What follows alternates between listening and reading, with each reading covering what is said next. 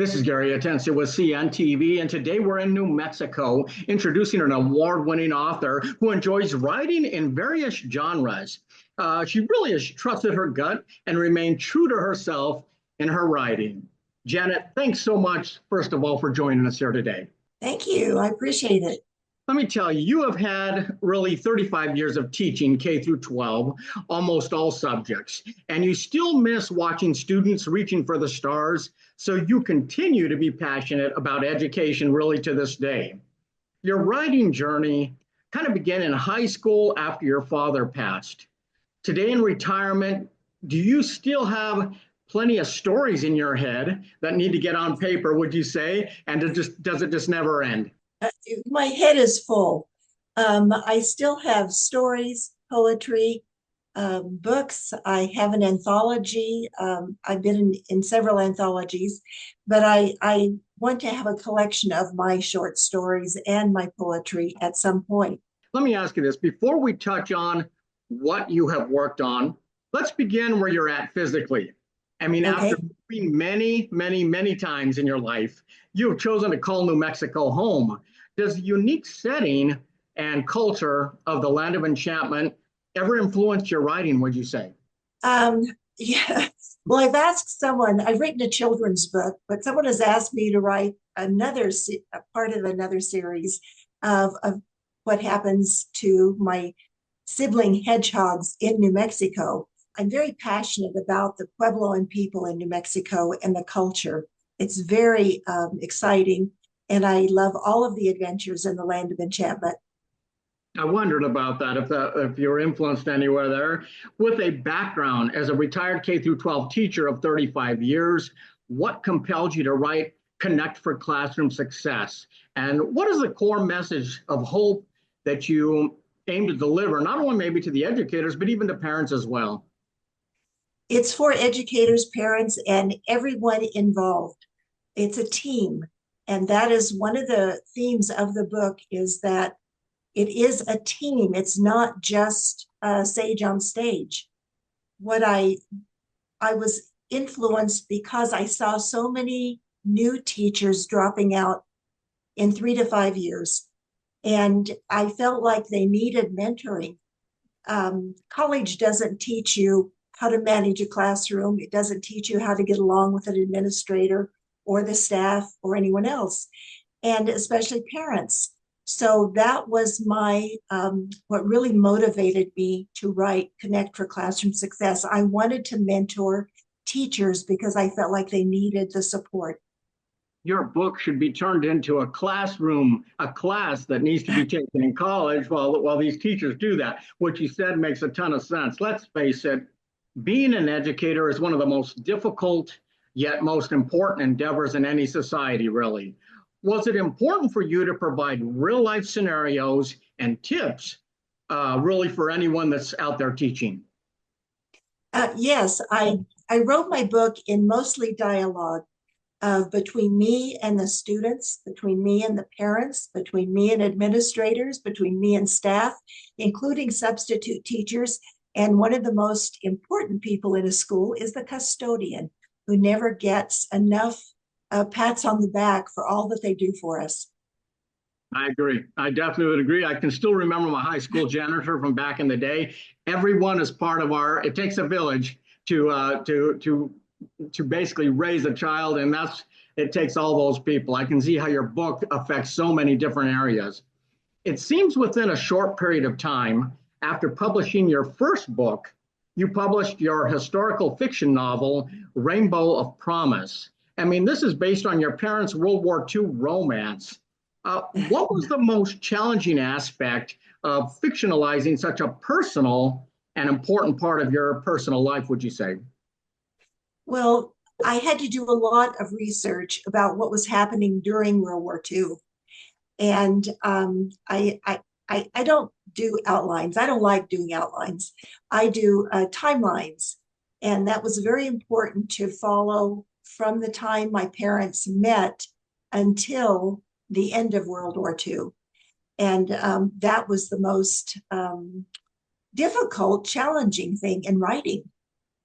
But my mother was a wonderful storyteller, And what I found in writing was the joy in my mind of being in their heads to give the dialogue, to write the dialogue, and to show what challenges there were in their lives. That is excellent. I mean, this book even includes historical photos. Is your current work in progress the prequel about your German grandparents' immigration from Russia? Is this still something you're working on right now? And how does writing really about your family's history fulfill your cathartic need to write? It's a huge challenge for me. I spent a year doing the research on what was happening when my grandparents met, what was happening in Russia, especially, and what caused them to want to come to the United States. After coming to the United States, it was quite a challenge. And I decided that the most important part of the book is my grandmother, who had incredible challenges and so much strength in facing all of that and still standing up to all the things that she went through. So I just feel personally so involved that this is an important book, not just for my family, but for so many of the Facebook groups are Volga Germans. And I know that that will connect with them and they will relate so much to those kinds of stories that they have had. That is excellent. I mean, it must be inspiring you in your daily life, just looking back and realize what your ancestors went through, that type of thing. That is very cool. You have mentioned, or you even touched on earlier, your children's book. I mean, this book encourages visiting museums.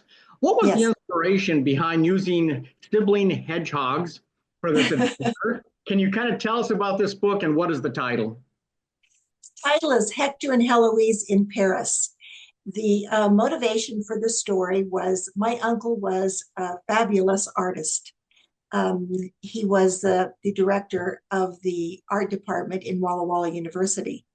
And he wanted me to write the story of these two sibling hedgehogs. The reason he chose hedgehogs was because his favorite European artist was Albrecht Dürer.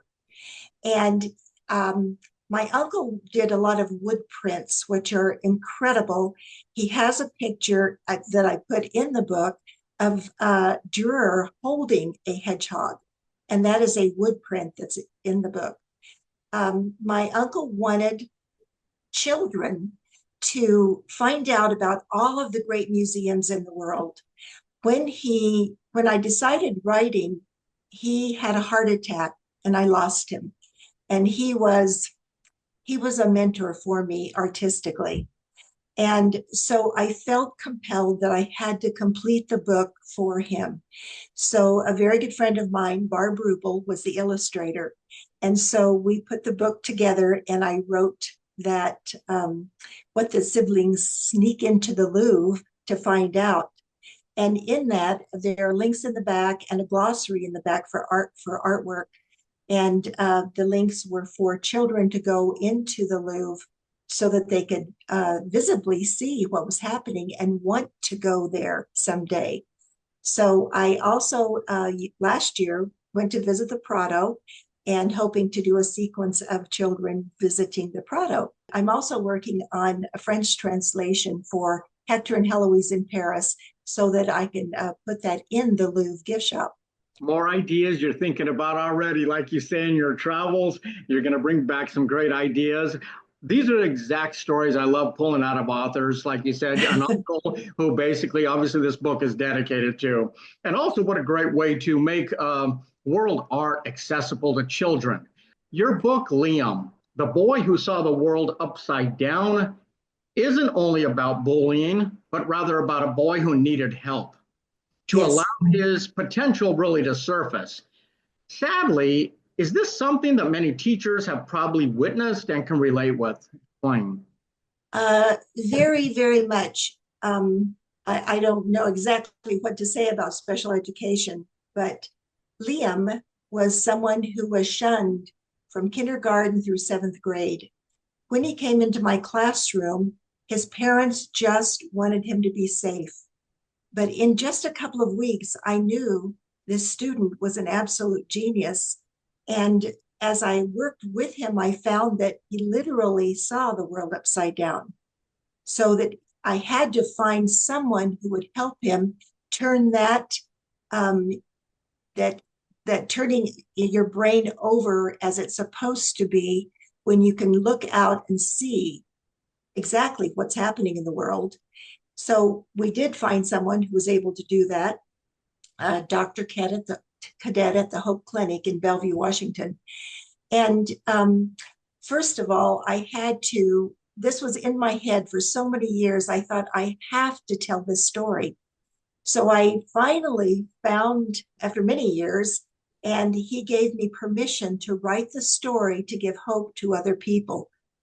Wow, that is fantastic, but it should go to you because of the fact that you recognize that genius in that. I think that's a big step right there. I mean, not only do teachers, but we as parents, we're all called to advocate for these students. Is Yes. this kind of a companion book to your first book? And why the need to write beyond the first level mentoring guide that you did originally? Um, yes, they are companion books. I think in my Connect for Classroom Success book, it has so many times I had children I needed to help them with their potential. And so when I wrote the Liam book, it's absolutely a companion book. Janet, you write across a remarkable range of genres, including memoir, poetry, historical fiction, and even children's literature. What process do you use to switch gears between such diverse projects, and what guides your choice of genre, maybe for a new story? Well, I have way too many projects in my head, but I just have to choose one. And I feel compelled at some point to choose one and move ahead that needs to be done first. And I should mention too that I have another one. I've already written a sequel to Hector and Heloise in Paris. In that, I've kind of it included a little sister. Instead of Hector and Heloise, it's Hannah Banana. So that's kind of a book in poetry. So I'm just sort of including that, and my illustrator Barb Rubla is working on that right now.